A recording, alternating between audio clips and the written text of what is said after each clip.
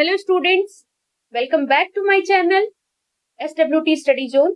Listeners, आज की इस वीडियो में हम मैक्रो इकोनॉमिक्स के यूनिट फर्स्ट के कुछ और टॉपिक्स के बारे में जानेंगे। इससे पहले मैंने काफी टॉपिक्स डिस्कस किए हैं, जैसे कि मैं आपको शो कर देती हूँ। जैसे ये सारे टॉपिक्स मैंने आपको डिस्कशन किए थे इससे पहले वाली वीडियो में।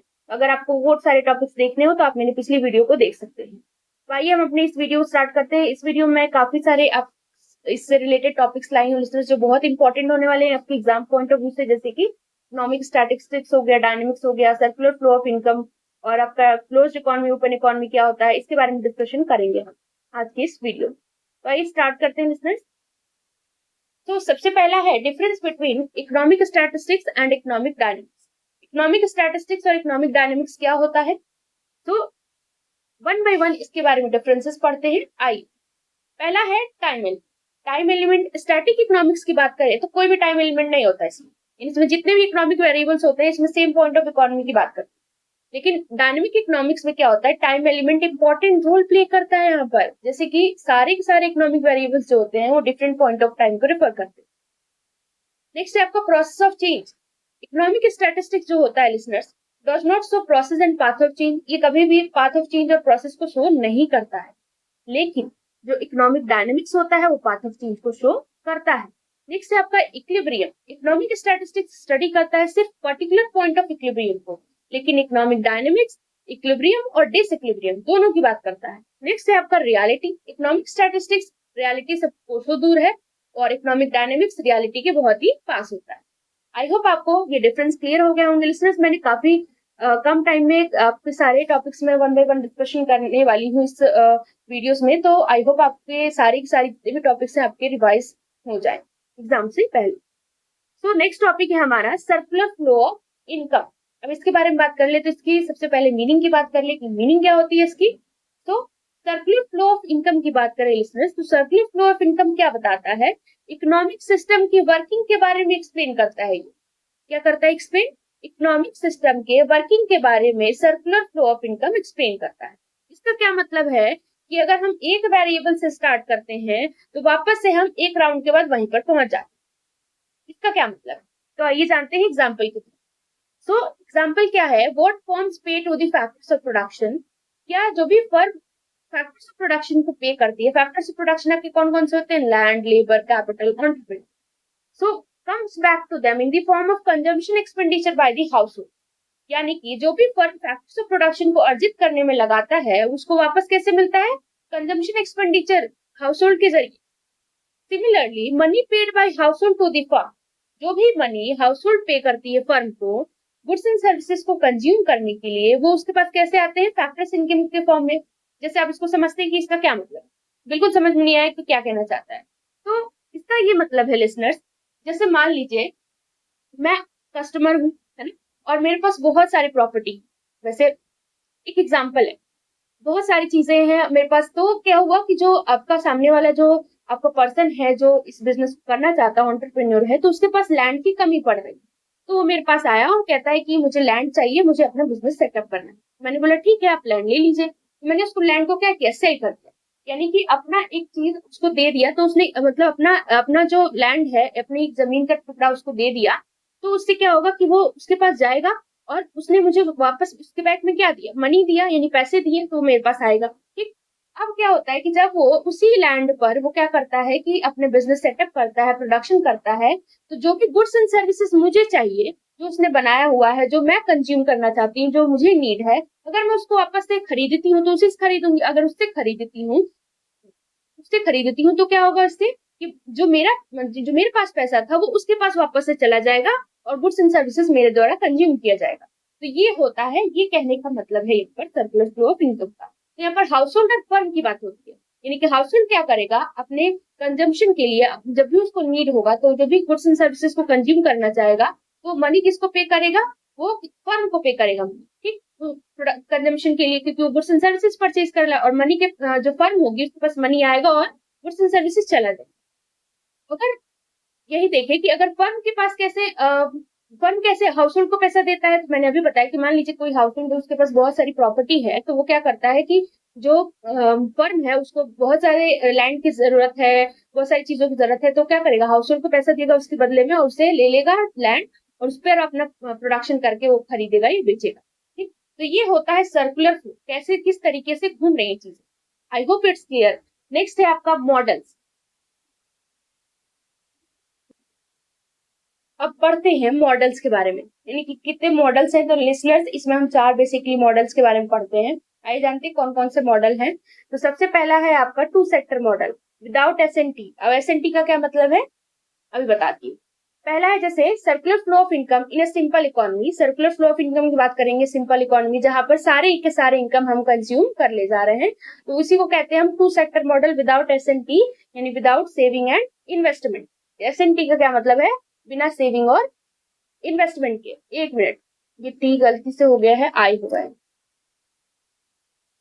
ठीक, सो इसमें क्या होता है, money passes from household in for factor services provided by household and money from household to firm in return for goods and services purchase from firm. इसमें मैंने आपको ये बताया है कि इसमें क्या होता है कि जो मैंने अभी आपको एग्जांपल के तौर पे समझाया कि हाउस होल्ड फर्म से कैसे उसके पास पैसे आते हैं, और या फिर कैसे उसके पास से फर्म के पास पैसे जाते हैं, तो वो बेसिकली इसमें बात करता है ना। तो हाउस होल्ड क्या करता है, अपने सारे इनकम स्पेंड कर देता है, कोई सेविंग और इन्वेस्टमेंट नहीं करता है।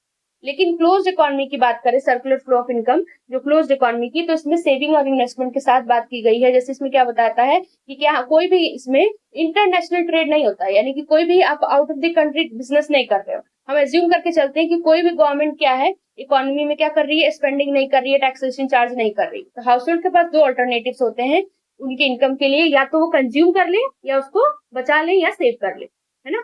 तो इसमें एक कंडीशन दे रखी है कि अगर मान लीजिए कि जो हमारा सेविंग है वो इक्वल, सेविंग जो है हमारा इक्वल है किसके, इन्वेस्टमेंट के। ये वन हो गए, ये आई है, ये सेविंग जो है अगर इन्वेस्टमेंट के इक्वल है, तो जो हमारा इनकम होगा वो मेंटेन रहेगा और इक्विलिब्रियम रहेगी, है ना, इकोनॉमी में। लेकिन अगर सेविंग हमारा ज्यादा हो जाए आपके इन्वेस्टमेंट से, तो हमारा इनकम जो होगा वो गिर जाएगा, फॉल हो जाएगा। और अगर इन्वेस्टमेंट हमारा ज्यादा हो जाए सेविंग से, तो जो इनकम होगी हमारी वो बढ़ जाएगी, राइज कर जाएगी। नेक्स्ट है आपका तीसरा कि circular flow of income with government sector. ये तीसरा मॉडल है, यानी थ्री सेक्टर मॉडल इसको कहेंगे, जिसमें हाउस होल्ड, फर्म और गवर्नमेंट तीनों का इंपॉर्टेंट रोल होता है। अभी हाउस होल्ड फर्म का तो आप समझ गए कि कैसे पैसे सर्कुलेट करते हैं इकोनॉमी में, लेकिन गवर्नमेंट का क्या रोल है। भाई हम गवर्नमेंट को टैक्स पे करते हैं, जाहिर सी बात सब लोग करते हैं। तो टैक्सेशन पे करते हैं, और फिर क्या होता है इसमें, जैसे कि अभी मैं आपको दिखाऊंगी, ये ट्रांसफर पेमेंट होता है या रिसिप्ट होता है, तो कैसे होता है। तो ये मॉडल में कम से कम 3 लोग होते हैं, यानी 3 चीजें इंक्लूडेड होती है, 3 सेक्टर से इंक्लूडेड होते हैं, हाउस होल्ड हो गया, फर्म हो गया, और तीसरा कौन सा, गवर्नमेंट। इसीलिए इसको हम 3 सेक्टर मॉडल, 3 सेक्टर मॉडल के नाम से जानते हैं। इस मॉडल में क्या होता है कि एडिशनल फ्लो होता है, किस फॉर्म में, टैक्सेस के फॉर्म में हाउस होल्ड पर और फर्म के ऊपर गवर्नमेंट का। और फैक्टर पेमेंट जो होता है वो फ्लो होता है, और ट्रांसफर पेमेंट गवर्नमेंट से हाउस होल्ड के पास जाता है। और कहाँ से फ्लो होता है, flow of government purchases and subsidies to the firm. और गवर्नमेंट किस फॉर्म में दे देती है, सब्सिडीज के फॉर्म में वो हमको लौटाती है। तो गवर्नमेंट क्या करती है, टैक्सेस इंपोज करती है, टैक्सेस लगाती है दोनों पर, हाउस होल्ड पर भी और फर्म पर भी। हाउस होल्ड पर पर्सनल कमोडिटी टैक्सेस और फर्म पे कॉर्पोरेशन टैक्सेस। तो गवर्नमेंट क्या करती है, हाउस होल्ड पर फैक्ट्री सर्विसेज के लिए स्पेंड करती है, और फर्म पर गुड्स एंड सर्विसेज के लिए। सो ये आपका 3 सेक्टर मॉडल में बेसिकली बताया गया है कि गवर्नमेंट क्या करती है, टैक्सेस लगाती है हाउस होल्ड पर, फर्म पर, दोनों पर, और दोनों को इन द फॉर्म ऑफ जो भी उनकी हेल्प होगी, जैसे कि सब्सिडी के फॉर्म में कर देती है। तो ये आपका 3 सेक्टर मॉडल के बारे में बेसिकली बात की। नेक्स्ट है आपका circular flow of income in open economy 4 sector model.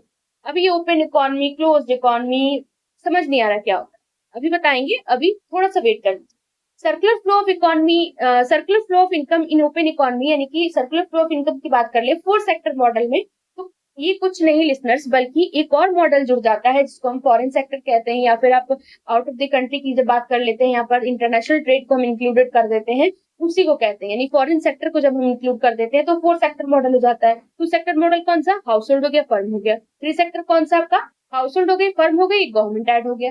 4 sector model कौन सा, आपके हाउस होल्ड हो गई, फर्म हो गई, गवर्नमेंट हो गया, और फॉरेन सेक्टर हो गया। इसी को आप 4 सेक्टर मॉडल कह देते हो। तो ओपन इकोनॉमी वो जहां पर इंटरनेशनल ट्रेड होती है। इसमें क्या बताया गया है कि इसमें एज्यूम करके चलते हैं कि गवर्नमेंट स्पेंड करती है या टैक्सेशन लगाती है। ये 4 सेक्टर मॉडल इसलिए है क्योंकि यहाँ पर हाउस होल्ड, फर्म, गवर्नमेंट और फॉरेन सेक्टर सभी के सभी इसमें आते हैं। यहाँ पर क्या है कि हाउस होल्ड जो होता है सारे इनकम्स को कंज्यूम नहीं करता है, वो कुछ को सेव भी करता है और कुछ को इम्पोर्ट पे स्पेंड भी करता है। तो आई होप आपको ये सारे मॉडल्स क्लियर हो गए होंगे। नेक्स्ट है आपका लिसनर्स, हम जिस टॉपिक के बारे में बात करने वाले थे, यानी कि उस टाइम से ओपन इकोनॉमी क्लोज इकोनॉमी सुन सुन के आप पक गए होंगे। मैं बता दूं आपको कि ये होता क्या है क्लोज्ड इकोनॉमी और ओपन इकोनॉमी। लिसनर्स ये बहुत ही इजी सा टॉपिक है, इसके बारे में जान लेते हैं। सबसे पहले क्लोज्ड इकोनॉमी के बारे में जाने। इसमें क्या बताया गया है कि closed economy does not exporting and lending to और importing and borrowing from rest of the world. Open economy include such transaction from rest of the world. इसमें ये बोला गया है कि क्लोज्ड इकोनॉमी में हम किसी भी तरीके का इंटरनेशनल ट्रेड से रिलेटेड कोई भी चीज नहीं करते हैं, लेकिन ओपन इकोनॉमी में हम रेस्ट ऑफ द वर्ल्ड से ट्रांजेक्शन करते हैं। क्लोज्ड इकोनॉमी में क्या बताया गया है कि क्लोज्ड इकोनॉमी एक ऐसी इकोनॉमी है जहां पर कोई भी economic transaction rest of the world से, आउट ऑफ द कंट्री से, फॉरेन सेक्टर से नहीं होता है और ये किसी भी अंतरराष्ट्रीय व्यापार में इन्वॉल्व नहीं होते। यहाँ पर क्या होता है कि डोमेस्टिक प्रोडक्ट इक्वल होता है नेशनल प्रोडक्ट के, यानी कि जो आपका NFI है, net factor income from abroad, एकदम जीरो होता है। जीरो तो होगा ही, जब आप बाहर से जब व्यापार ही नहीं कर रहे हो तो कहाँ से आपकी इनकम होगी, है ना। नेक्स्ट है आपका तीसरा, रिप्रेजेंटेड बाय 3 सेक्टर मॉडल। ये सिर्फ 3 सेक्टर मॉडल को बताएगा। क्यों? इसलिए क्योंकि यहाँ पे फॉरेन सेक्टर की तो बात ही नहीं हो रही है, यहाँ पर तो इंटरनेशनल ट्रेड की बात ही नहीं हो रही है, यहाँ पर तो बिल्कुल अंतरराष्ट्रीय व्यापार ही नहीं हो रहा है। इसलिए ये 3 सेक्टर मॉडल को रिप्रेजेंट करता है। कौन कौन से? आपका हाउस होल्ड, दूसरा आपका फर्म, तीसरा आपकी गवर्नमेंट। नेक्स्ट है आपका ये एक अनरियलिस्टिक इकोनॉमी है। नेक्स्ट है आपका ओपन इकोनॉमी। क्या होता है? तो ओपन इकोनॉमी एक ऐसी इकोनॉमी जहां पर economic transaction rest of the world से होते हैं, जहां पर हम इंटरनेशनल ट्रेड से रिलेटेड इंटरनेशनल ट्रेड करते हैं, फॉरेन सेक्टर से हम डील करते हैं। फॉरेन ट्रेड यहाँ पर इंपॉर्टेंट रोल प्ले करता है, किसमें? ओपन इकोनॉमी में, है ना। नेक्स्ट है आपका कि डोमेस्टिक प्रोडक्ट यहाँ पर नेशनल प्रोडक्ट के बिल्कुल इक्वल नहीं होगा। यहाँ पर क्या होता है? इक्वल होता है। इसलिए क्योंकि हम यहाँ पर कोई भी इंटरनेशनल ट्रेड नहीं करते हैं। लेकिन यहाँ पर आप सोचिए कि अगर हम इंटरनेशनल ट्रेड कर रहे हैं तो कैसे इक्वल हो सकता है ना। सो नेक्स्ट है आपका ये 4 सेक्टर मॉडल को रिप्रेजेंट करेगा। जाहिर सी बात है, इसमें फॉरेन ट्रेड भी आ गया ना, चौथा आ गया, तो 4 सेक्टर कोई तो करेगा।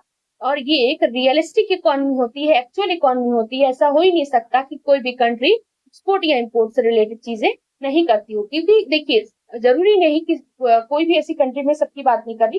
जैसे कि हर जगह पर किसी ना किसी चीज को लेकर के स्कार्सिटी होती है, जिसकी वजह से हमें एक्सपोर्ट इम्पोर्ट करना पड़ता है।